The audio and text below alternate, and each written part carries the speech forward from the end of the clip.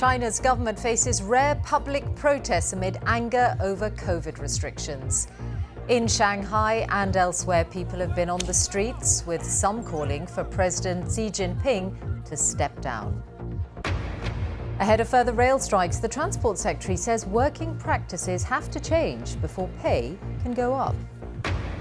In Italy, a dozen people are missing after torrential rain triggers a landslide.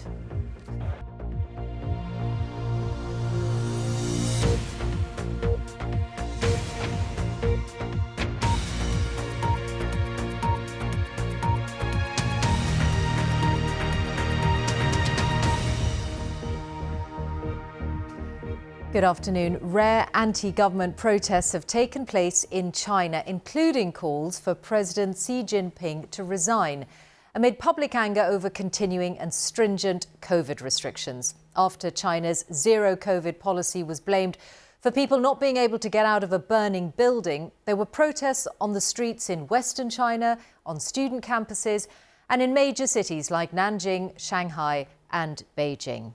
Our China correspondent Stephen McDonnell reports from there. It's not unusual to see acts of defiance in China, but this was something different. A crowd of protesters in Shanghai chanted, calling for the country's leader Xi Jinping to stand down and for the Communist Party to give up power. Officially, China's goal is to return each outbreak to zero new infections, using strict stay-at-home orders, travel restrictions and mass testing. Entire cities are still being locked down. The government says easing the policy would lead to a significant death toll, but it's been criticised for not prioritising vaccination amongst high-risk groups and not increasing hospital capacity. There's also still no stated plan to open up, even at some time in the future. A fire which killed 10 residents in Xinjiang last week has prompted widespread anger in China. Zero-COVID restrictions have been blamed for hampering people's escape and slowing the access for fire crews. Whether this is true or not, it sparked waves of protest in the regional capital, Urumqi. This has now spread to other cities and university campuses, as spontaneous memorial services for those who died in the fire have transformed into demonstrations, calling for an end to lockdowns. People are also blaming Xi Jinping personally for not changing the zero-COVID approach, which is forcing business after business to shut down. Protests have been building in China all year, with people here increasingly sick of zero-COVID restrictions. The government seems to have drastically underestimated popular discontent, yet for the moment has no easy way out of the zero-COVID corner it's painted itself into. Stephen McDonnell, BBC News, Beijing. Here, the Transport Secretary has been talking about the industrial dispute on the railways, which has led to more strikes scheduled for next month. Mark Harper said there had to be reforms to the rail system to free up money for a pay offer for workers. And he warned there wasn't a bottomless pit of taxpayers' money to throw at the problem. Here's our political correspondent, Helen Catt. There have been repeated walkouts on the railways for months. Just yesterday, it was the drivers out on a day-long strike. Guards and signallers are among the staff who will hold another series of walkouts, this time for 48 hours each time, in December and January. This morning, the Transport Secretary Mark Harper said he wanted to see the dispute resolved, but he insisted a deal on pay must be funded by reaching agreement on changes to working practices. Train operating companies and Network Rail will have the ability to reach a deal, but we have to be able to have that reform package negotiated, because it's only that that throws up the savings. I do not have a bottomless pit of taxpayers' money to throw at this problem. The RMT Union's General Secretary Mick Lynch met with Mr Harper earlier this week in what's being seen as a more conciliatory approach from the government, in tone at least. But unions still want assurances that ministers aren't pulling the strings. They don't know whether the companies have authority, have been empowered to actually genuinely, in good faith, negotiate a deal. So what we're hoping for from Mark Harper is a letter to the unions, setting that out and being clear not just about facilitating the deal, but what the government's role in settling it is. Labour has said it wants to see people paid fairly, but it has not said it would commit to inflation-matching pay increases if it was in government. You're asking me to commit to a specific number without having been invited into the negotiations and seeing the books. What I can tell you is that we think it's unconscionable that nurses and rail workers who went out and kept this country moving during a pandemic are not being paid enough to put food on the table.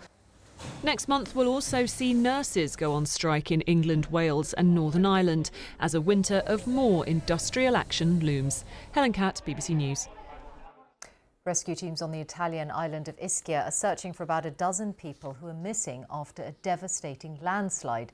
Houses and cars were buried in rivers of mud after torrential rain, and at least one person was killed. Our Italy correspondent Mark Lowen sent this report from Ischia.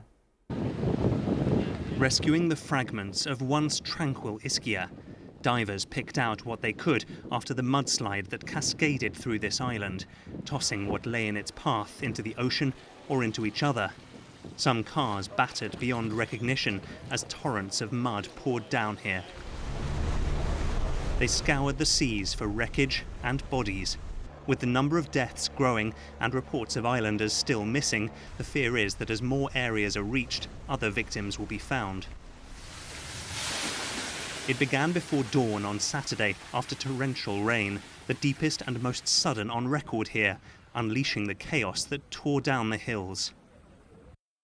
From above, the destruction was clear, with houses buried, many of them illegally built and unable to withstand the mud. What lay in its wake swept into the sea. The clean-up tackled the sludge that has turned this island into rivers of mud, but it will take long to clear and rebuild. Well, this just shows the weakness of man against nature. While a crane and a whole team are needed to lift just one vehicle, the mudslide hurled so many of them with its force. When the torrent of debris and earth came hurtling down here, little could withstand it. Up the hill, the desolation deepens, a whole square under mud, desperate attempts to save what they can. We found Raffaella devastated by the destruction of her shop that rents motorbikes to tourists. My son has shut himself indoors because he doesn't want to see any of this. He feels ill because he's seeing all of our sacrifices were worthless. I hope someone will help us. I'm speechless. With rescue teams inundated, her husband and elderly father have had to step in to help clear.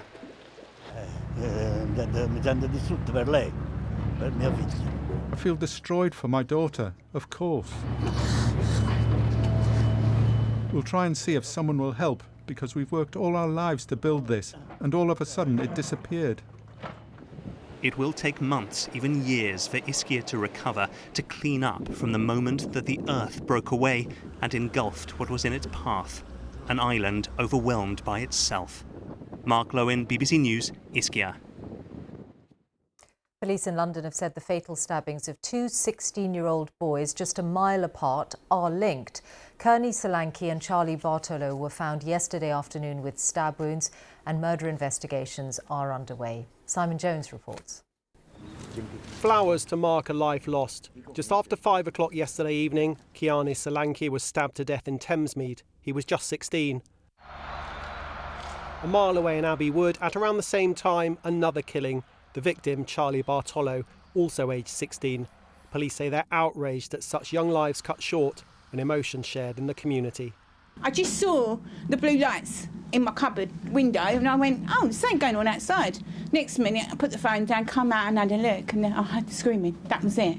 Obviously, I couldn't sleep all last night, so I was looking out there and that. Just, I just still feel sorry for the families.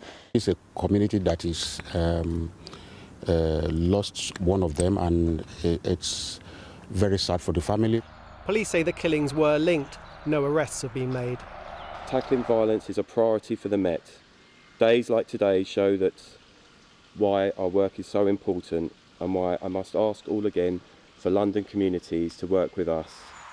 The families of the boys who died are being offered support. The police say they have already spoken to several witnesses, but they still want to hear from anyone who saw the attacks themselves and also from friends of the 2 people who died. They say those friends may be able to shed some light on what was behind what officers are calling these senseless killings. The Met says it's determined to tackle knife crime. Last week, 500 arrests were made and 130 knives seized. But today, 2 more families are grieving. Simon Jones, BBC News, Thamesmead. Energy suppliers are being asked by the Business Secretary to make sure that direct debit payments reflect customers' actual energy use and don't become inflated when people are cutting back on gas or electricity. Well, our business correspondent Noor Nanji is here in the studio. What's the background to this? Well, many of us have been making efforts to try and cut back our energy use. But despite this, there have been reports of people finding that their direct debits are still going up. So Grant Shapps said that those reports are disturbing. He says people's bills should reflect their use. Now, Ofgem did already conduct a review into all of this earlier this year. We've been reaching out to suppliers to ask what action has been taken. But there are a couple of things to note here. Firstly, energy bills have been going up. So even if you've been reducing your use, average bills are a lot higher this year than they were last year.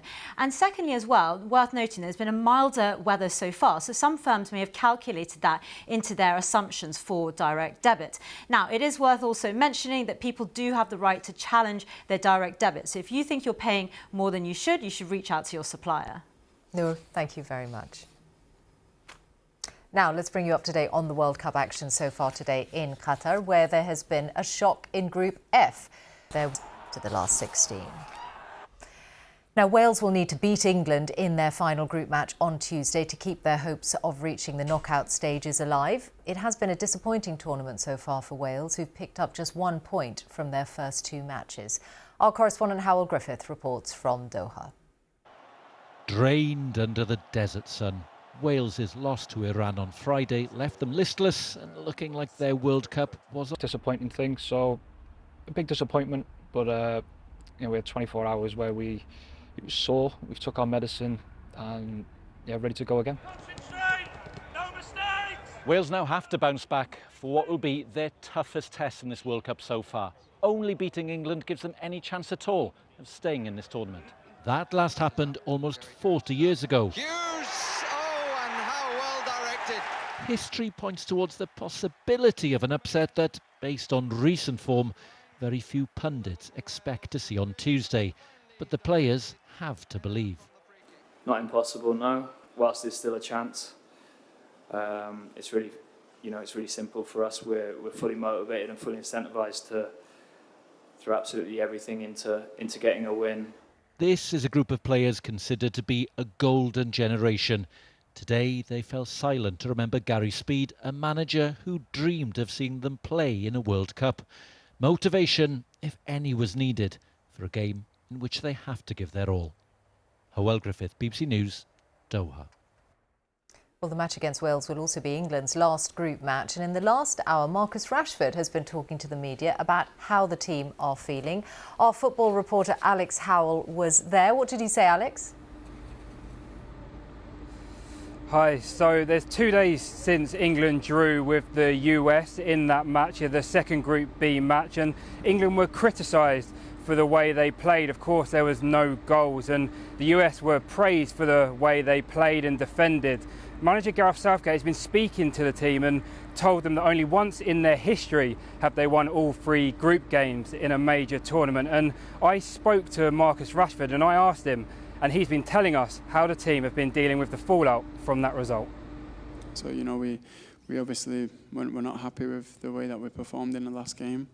We know that we can do better, but at the same time, we're in a strong position in the group.